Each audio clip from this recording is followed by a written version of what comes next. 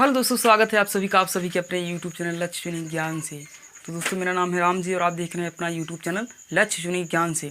तो सबसे पहले सभी दोस्तों को मेरा प्यार भरा नमस्कार। हम आपको बताना चाहते हैं कि ये वीडियो इससे पहले तो हम गद्य एवं पद्य के विषय में बिल्कुल ठीक तरह से जान चुके हैं और आज जानने का प्रयास करेंगे हिंदी गद्य के स्वरूप और उसके विकास को। ठीक, तो so without wasting time and without wasting percentage let's begin to study. तो चलिए दोस्तों, सबसे पहले हम गद्य को जान लेते हैं, क्योंकि गद्य ही है, चाहे वो किसी भी रूप में परिवर्तित हुआ है, हिंदी में, खड़ी बोली में। तो हमें हिंदी गद्य के स्वरूप को समझना है, तो इसलिए हम समझते हैं पहले गद्य को ही, क्योंकि हम इससे पहले जान चुके हैं। तो दोस्तों, इससे पहले हम जान चुके हैं कि गद्य क्या है।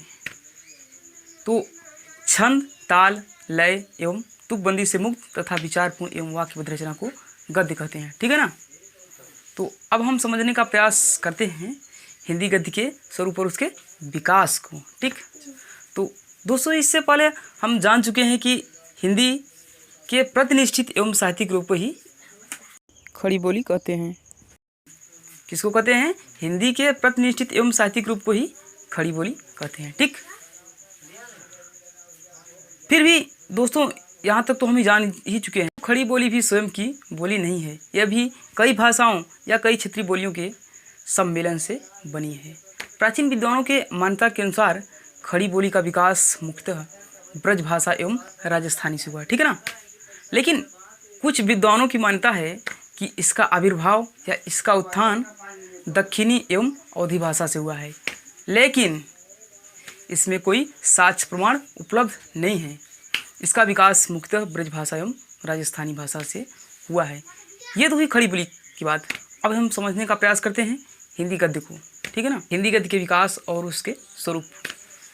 तो दोस्तों, प्राचीन विद्वानों की मान्यता के अनुसार हिंदी गद्य के आविर्भाव के संबंध में कुछ विद्वानों की मान्यता है कि इसका आविष्कार या इसकी शुरुआत 10वीं शताब्दी से हुई थी, और कुछ की मान्यता है कि इसकी शुरुआत 13वीं शताब्दी से हुई थी। यदि हम प्राचीन राजस्थानी एवं ब्रज भाषा के गद्य के अनुसार इसके विकास और स्वरूप को समझें, तो इसका विकास 10वीं से 11वीं से 13वीं के मध्य हुआ है, क्योंकि जो राजस्थानी गद्य की वो 11वीं से 13वीं शताब्दी में हुई थी, जबकि ब्रज भाषा गद्य की शुरुआत 14वीं से 16वीं शताब्दी में हुई थी। तो इससे हमें यह साक्ष्य प्राप्त होता है कि हिंदी गद्य की शुरुआत 10वीं से 11वीं से 13वीं शताब्दी के मध्य हुई है। ठीक है ना। तो इस प्रकार प्राचीन विद्वानों की मान्यता के अनुसार हिंदी गद्य के स्वरूप और विकास को निम्नलिखित कालक्रमों में विभाजित किया गया है, जो निम्न प्रकार है। कैसे? पहला है पूर्व भारतेंदु युग अथवा प्राचीन युग, जो कि 13वीं शताब्दी से 1868 ईस्वी तक है। ठीक है ना। इसके बाद है भारतेंदु युग 1868 से 1900 ईस्वी तक। ठीक, इसके बाद आता है द्विवेदी युग। ठीक है ना। द्विवेदी युग सन 1900 से 1922 ईस्वी तक। इसके बाद आता है छायावादी युग या शुक्ल युग, जो कि 1922 से 1938 ईस्वी तक है। कुछ विद्वानों की मान्यता है कि छायावादी युग या शुक्ल युग का आविर्भाव सन 1919 से 1936 ईस्वी तक हुआ, लेकिन मुख्यतः सन 1922 से 1938 ईस्वी तक ही मानना उचित होता है। ठीक, इसके बाद आता है शुक्लोत्तर युग या छायावादोत्तर युग। ठीक है ना। वो है सन 1938 से 1947 ईस्वी तक। ठीक, इसके बाद आता है स्वतंत्र उत्तर युग या आधुनिक युग या गद्य युग, जो कि है 1947 ईस्वी से अब तक। अर्थात जो इस समय प्रचलित चल रहा है वो स्वतंत्र उत्तर युग या आधुनिक युग या गद्य युग के अंतर्गत आता है। ठीक है ना। चलिए एक बार फिर से हम इसको समझ लेते हैं। तो गद्य को तो जान ही गए, और हिंदी गद्य की शुरुआत कैसे हुई।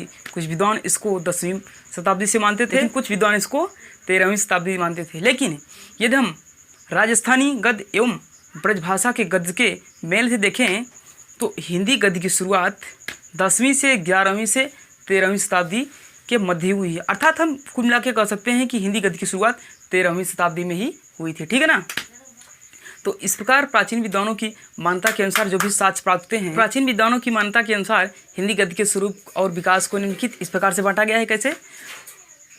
पूर्व भारतेंदु युग अथवा प्राचीन युग 13वीं शताब्दी से 1868 ईस्वी तक, भारतेंदु युग 1868 से 1900 ईस्वी तक, द्वितीय युग 1900 से 1922 ईस्वी तक, शुक्ल युग या छायावाद युग 1922 से 1938 ईस्वी तक, शुक्लोत्तर युग या छायावादोत्तर युग 1938 से 1947 ईस्वी तक, और स्वतंत्र उत्तर युग या आधुनिक युग या गद्य युग। क्या स्वतंत्र उत्तर युग या गद्य युग या आधुनिक युग, कुछ भी कहिए, ये है 1947 ईस्वी से अब तक।